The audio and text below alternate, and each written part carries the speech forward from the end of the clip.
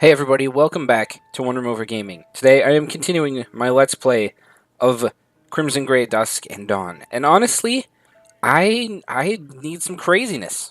I need some craziness from this. I have been missing the craziness, the chaotic, fast-paced, wild ride that was the first one. So I'm kind of hoping that rears its head because it's just been going a little too good for my taste. I need chaos. So let's hope that there is some.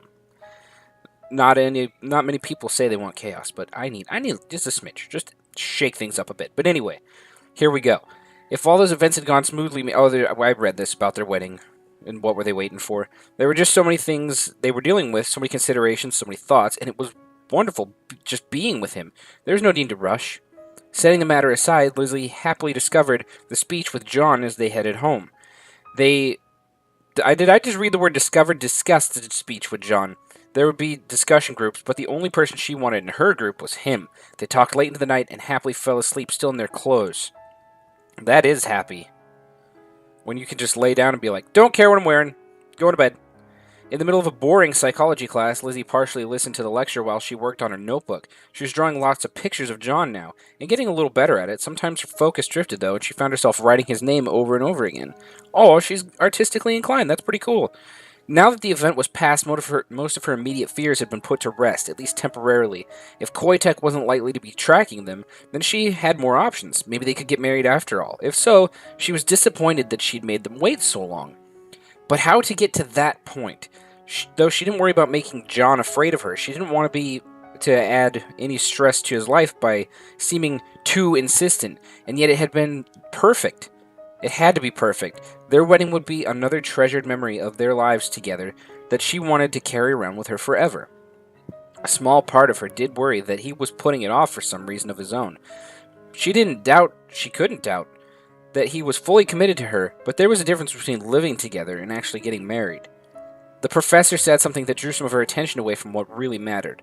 That list sounded like it would be on the exam, and he did like to include things that were lecture, only to catch sleeping students. Lizzie quickly scribbled down to memorize later, irritated at the distraction. The only reason she was even in the class was that she needed the credit to graduate. Yeah, actually, that's, like, standard through all universities. You're, like, supposed to take basic psychology. It's kind of odd. Not a bad class, though. At first, Lizzie had actually been interested, wondering if she could learn anything about depression that would help her be a better partner to John. But mostly the class was just useless. Everything was focused on specific patterns of thought and declaring them to be unnatural, when they didn't seem any stranger than the way most people thought, at least not to her. Trying to engage with it mentally just irritated her. I remember when I had to take psychology, we just learned about... the only thing I remember from the class was, like, learning about kind of the modern fathers of psychology, like Jung and friggin' Freud. There's just, and, like, the different patterns of thought, like ego and the id and all that, and it's just, like, kind of like your starter pack, your basic psychology 101. Nothing, you don't get to learn the fun stuff unless you really go down that rabbit hole. I don't know what the fun stuff would be, but maybe this. And what they said about depression just made her angry. They talked about depression like it was a simple problem that would soon be cured. The professor was even a fan of Koitek. Oh, that bastard. Lizzie was certain that if he had his way, they'd take away her John and replace him with a different person. Okay. Without realizing it, her writing in the notebook became sketchy and angry. Lizzie refocused and tried to draw him again, the way he looked when he came through sadness and showed her that quiet happiness deep within his eyes. When the lecture ended, Lizzie wasn't quite there, so she bit her lip and tried to finish quickly. No one usually paid her any mind. She could finish and leave herself in a good place with it. Holy shit! Okay, we got a female voice, now we got a female body coming with it. Lizzie reacted instantly at the voice over her shoulder, slamming her notebook closed with one hand and reaching down for her axe with the other. Again, where is she hiding this axe that no one notices it? I'd like to know. How big is this thing? And when I'm thinking axe, I'm thinking long-handled for chopping wood. I don't know if she's got, like, a hatchet, maybe? Whatever. Where is she hiding it? She restrained herself from acting, instead focusing up on the girl beside her. If Lizzie had an ounce of restraint at this point, there would just be head lopping off left and right. That is some serial killer shit right there. I don't think my personal drawings are any of your business, bitch. It's everybody's problem if you're stalking some random guy. Okay, you are my enemy now. Not even Lizzie's enemy. I don't like you. Lizzie forced herself to smile, not mess anything up for him. Her body trembled just slightly as she put her notebook away and rose to her feet calmly. That isn't some random guy. That's my boyfriend. I'll back off, bitch. And does he know you keep a stalker journal? Yeah, actually, I show it to him, and he knows that I keep knives and axes. So why don't you just wander away and wonder about somebody else's life? No, but I kind of figured John didn't know about it. But, like, what's it hurt? He knows that she's kind of enamored with him, so I'm certain if she showed him the journal that it wouldn't be an issue. No, but that was beside the point. She didn't understand. She didn't understand at all. She was insulting their relationship. Lizzie evaluated her quickly. No physical threat. No capability to put up any resistance. Shit, that's not even... Clothes offer no armor. I mean, this is... She might as well be naked. Oh, okay, hold on. Killer. Let's count. 1, 2... 3, 4, 5, 6, 7, 8, 9, 10, 11, 12, 13, 14, 15. Don't kill her yet. 16, 17, 18, 19, 20. Well, I was going to say let's pick a number 1 through 20, but it is important to scroll, so don't kill her yet. Taking a deep breath, Lizzie maintained control for John's sake and answered calmly. I actually wonder if I hadn't gone through all of those real quick and looked to see if any of them changed, because these answers do change in this game. I thought you guys could see my mouse cursor, but you can't. So you can't see where it's going, but the answers change based on whether you, like, the thing that you hover over with your mouse. They change. I found that out the first one with the whole interrogate Adam or whatever the hell thing. And, so I wonder if I just randomly picked one and didn't scroll through them, if I would have actually killed her and got a game over. Anyway, we're going to answer calmly now. Just food for thought. We'll find out later. Because I'm going to do a train wreck playthrough of this. Just a super mashup of all the worst choices that you could pick. But that's going to come later after I get a good ending. I don't think it's your place to meddle with our relationship. Yeah, no, this is just like what we were talking about last week. Either he doesn't know and you're creepy as hell, or he does and you have some kind of weird codependent relationship. If you can't see you need help, you need someone to help you. I'll kill her. I'll kill her. I'm a killer. You shouldn't say things like that. Look, I'm just applying what we learned. Yeah, this is the exact kind of person that takes psychology 101, basic nonsense bullshit psychology, and then all of a sudden they're Dr. freaking Amanda Rebecca, PhD. John is a kind person. He wouldn't judge me like you do. Then he's just enabling your condition. Oh, Lucy took a deep breath and a moment to think. Oh, boy. All right, let's go through this calmly. Slit her throat immediately, remove her fingers and feed them to her, befriend her until an opportunity for extensive torture. That might work. End the conversation quickly, and acquire napalm. Bury her alive, end the conversation and tell John all about it. Strangle her with her own intestines. Remove her cleanly and dispose of the body. Oh, so these don't change. These don't change at all. I feel like it would be fun to befriend her until an opportunity for extensive torture. However, maybe we just end it and tell John about it, because I think that might be the most peaceful way to do that. Only her promises to him prevented Lizzie from doing what she wanted to do. Instead, she gave the other girl a smile. See, I controlled it. The red went away. The professor also said that analysis should only be done by professionals. Are you a certified professional, or are you just some random college girl who thinks she knows a thing because one time she paid attention in a lecture? Ugh. The response was nothing special, only the best that Lizzie could manage while under such stress, yet the other girl took a step back, suddenly uncertain. Look, I was just making an observation. I just like to stick my nose in other people's business. I'm just, a nosy kind of person. Terrible. Maybe I should get a life, mind my own business. But, I mean, bleh. Perhaps you should make such observations about your own relationship. Yeah. See, there was the chaos I needed. A moment later, the girl fled class with remarkable speed. Lizzie suppressed her urge to give chase. That had not been entirely wise of her, but she didn't care about that right now. Her world was still hollow, and she slowly became aware that she was gripping the handle of her axe so tightly that it hurt. Though her mind still knew exactly what it wanted to do, Lizzie remembered John and set those thoughts aside. Refocused, Lizzie carefully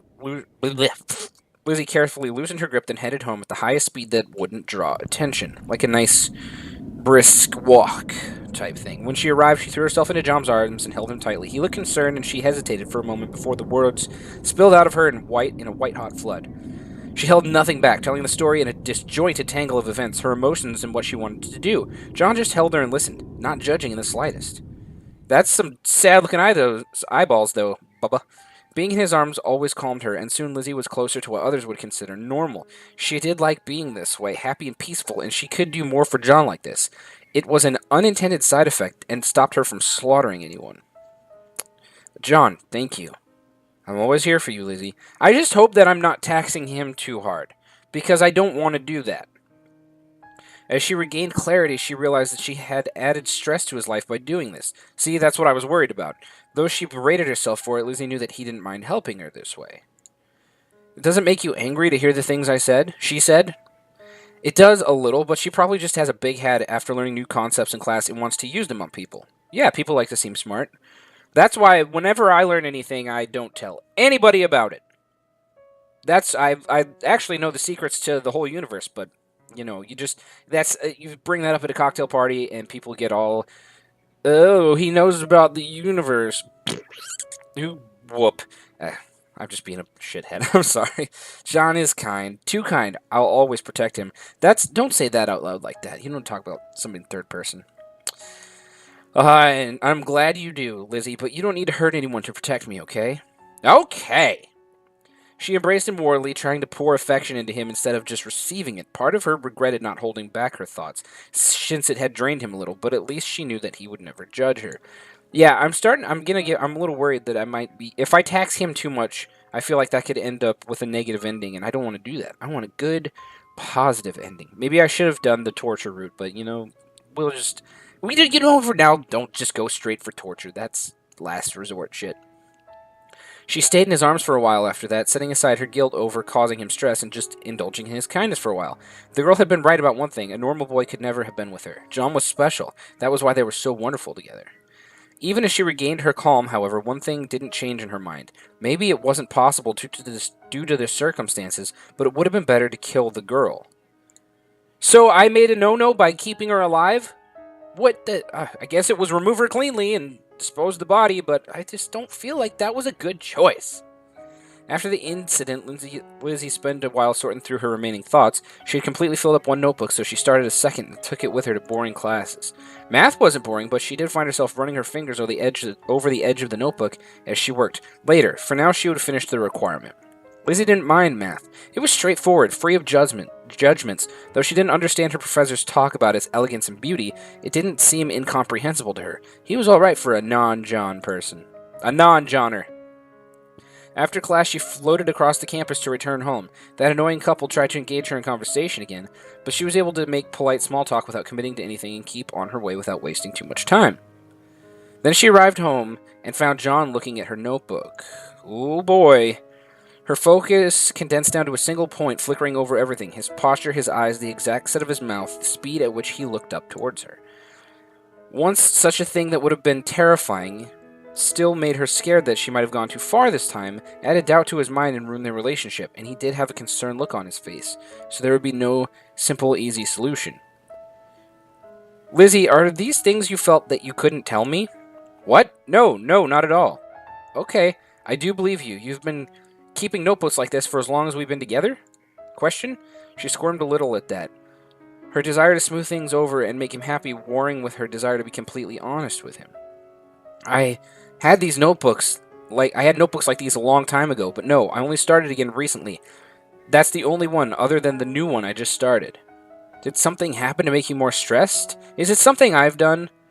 There was real pain in his eyes, and Lizzie hated herself for a brief moment. She'd caused him more pain, just as she'd sworn to herself she would never do again. But her John never rushed to judgment, and he was strong, even if he was often sad, and she longed to protect him. Their relationship had been through more intense things. This wouldn't be the end. Lizzie carefully sat down opposite him. It definitely isn't anything you did, John, and it isn't anything specific. I've just been a little anxious lately. I was worried the speech might be more of a problem. I can understand that.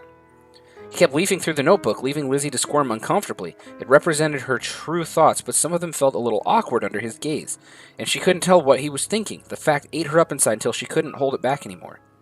You don't hate me, right? Nothing in the notebook scares you?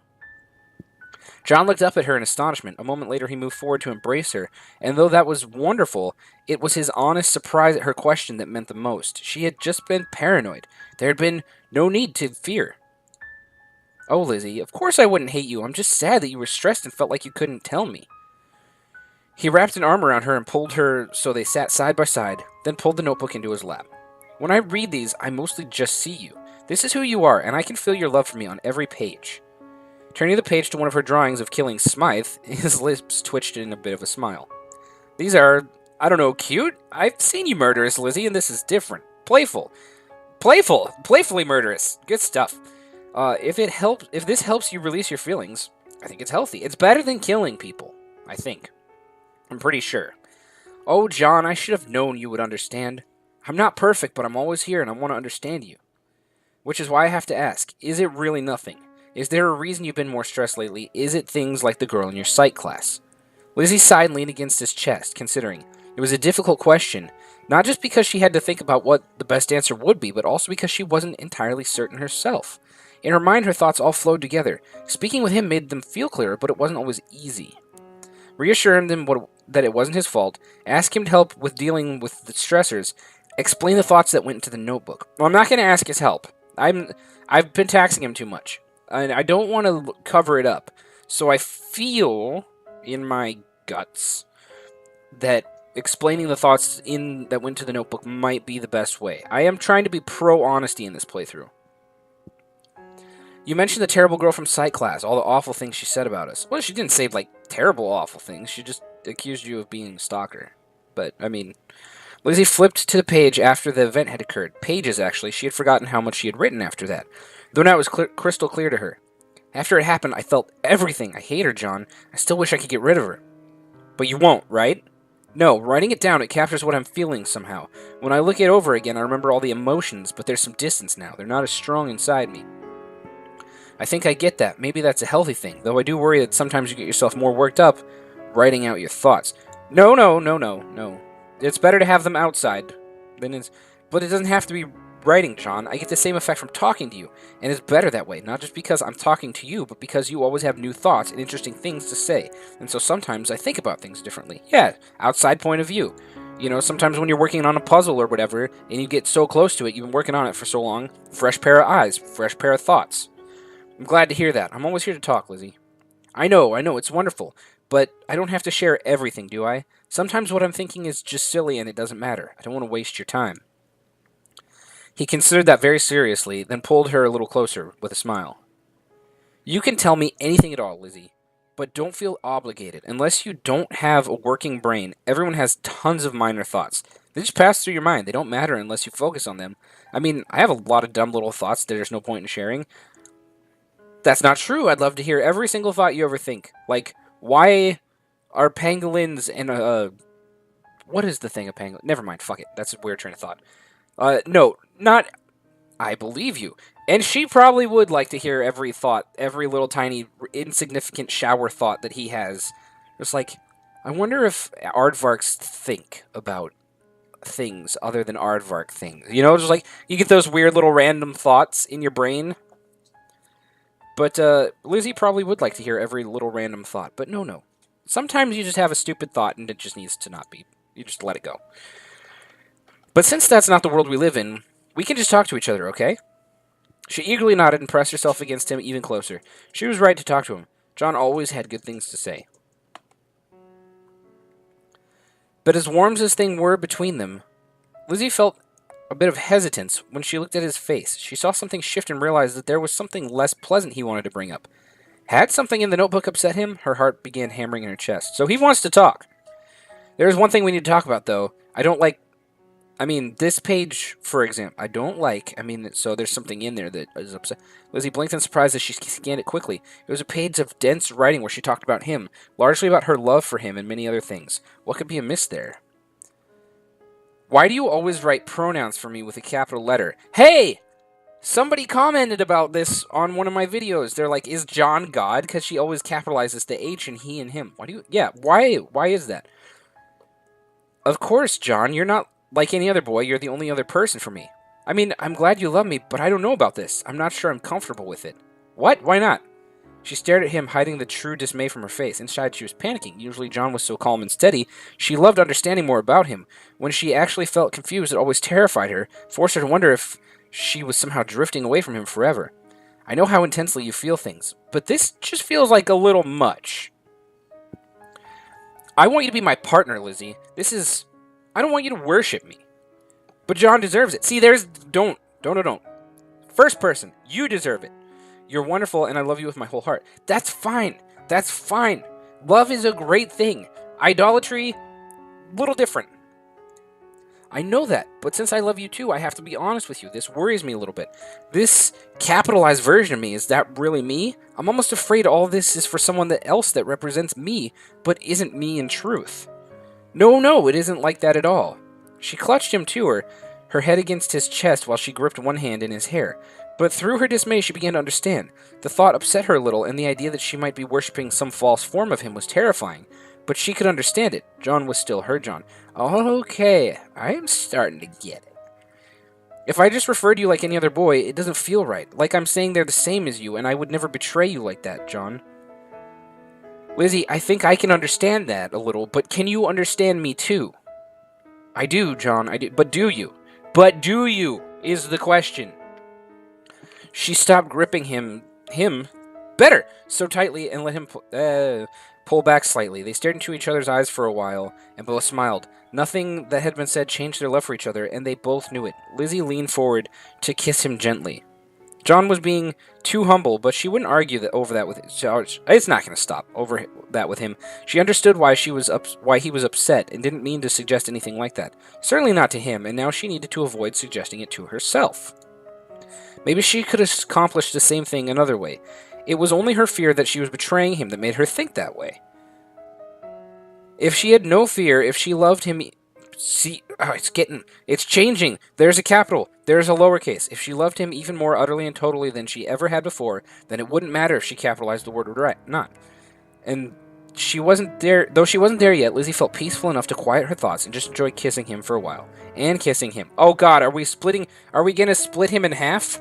Are we gonna create, like, a weird, separate, like a personality? Like two Johns?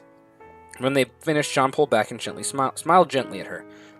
Well, this has been quite a conversation. If you want to take a break, I'd understand. But if you want to keep talking, I'm here for you. All right, that's enough. We've had the chaos I needed. We've had a bit of business today. We've done some things, but still, I don't know how long this game is going to go. I feel like this could go on for a long time, because I don't feel like this Koitek thing is going to go away. I feel like there's still going to be a significant threat. Miss Smythe is dead, but it doesn't mean that there's not somebody else in the wings. We always know there's some evil bad guy lurking out there to strike, so we'll see. I don't think that's over, but who knows? Maybe this is just about their relationship. But anyway, thank you guys for coming back to OneRoomOver Gaming. Thank you for watching. I hope you enjoyed this episode. And until next time, you guys know where you can find me. I'll be right here, OneRoomOver, playing games for you. And I'm going to go now, so have a good night, have a good day, and I'll see you all soon. Bye, everyone!